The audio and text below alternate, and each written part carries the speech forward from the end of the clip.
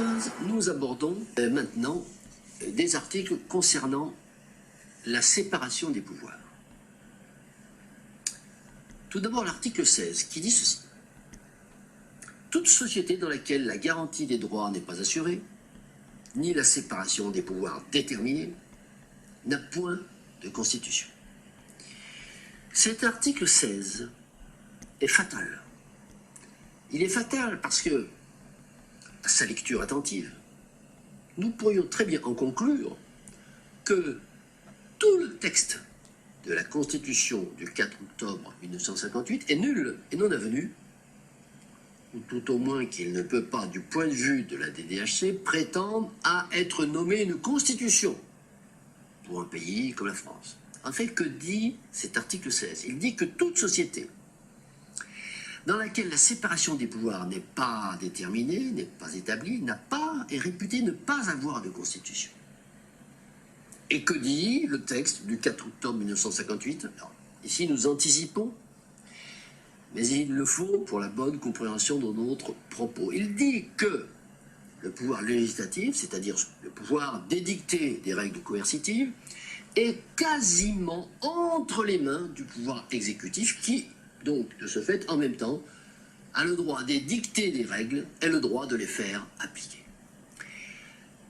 Nous n'entrerons pas dans le détail des articles qui établissent formellement cet amalgame des deux pouvoirs, notamment les articles 37 et 39 de la Constitution du 4 octobre 1958, et des artifices législatifs qui le confortent, et qui feront l'objet de chapitres suivants de cette étude. Nous nous bornons aujourd'hui à constater que cet article 16 de la DDHC invalide, ni plus ni moins, tout le reste de la Constitution française pour la raison essentielle que cette Constitution française ne détermine pas la séparation du pouvoir législatif et du pouvoir exécutif. Elle ne le détermine pas clairement. Donc, nous appliquerons un grave point de pénalité pour incohérence. Pour incohérence, ce qui est peu dire. Donc, tout comme l'article 15 de la DDHC qui a fait l'objet d'une discussion précédente, cet article 16, effectivement, est excellent. L'article 15 est excellent et il est appliqué. Alors, ça, c'est mon opinion. Hein.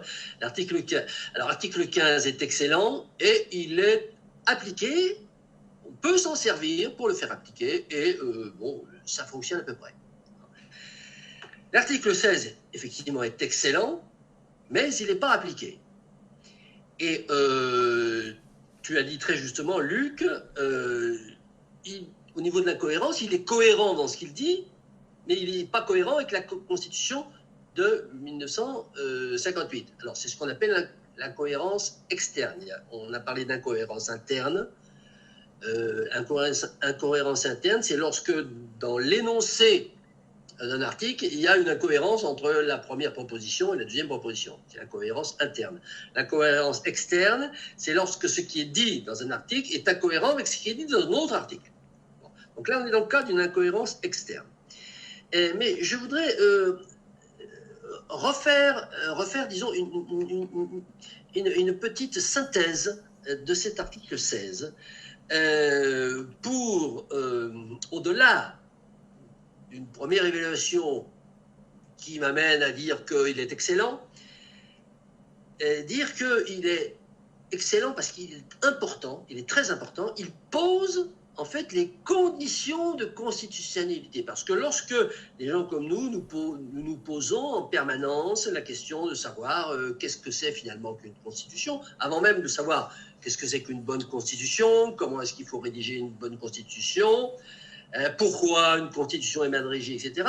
On se pose la question, qu'est-ce que c'est qu'une constitution?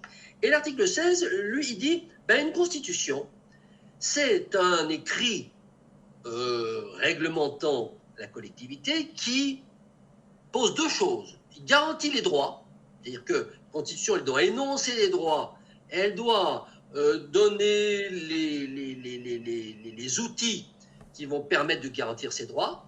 Alors on peut considérer que la Constitution, le bloc constitutionnel actuel le fait. Enfin, qu'il est dans la démarche de vouloir le faire.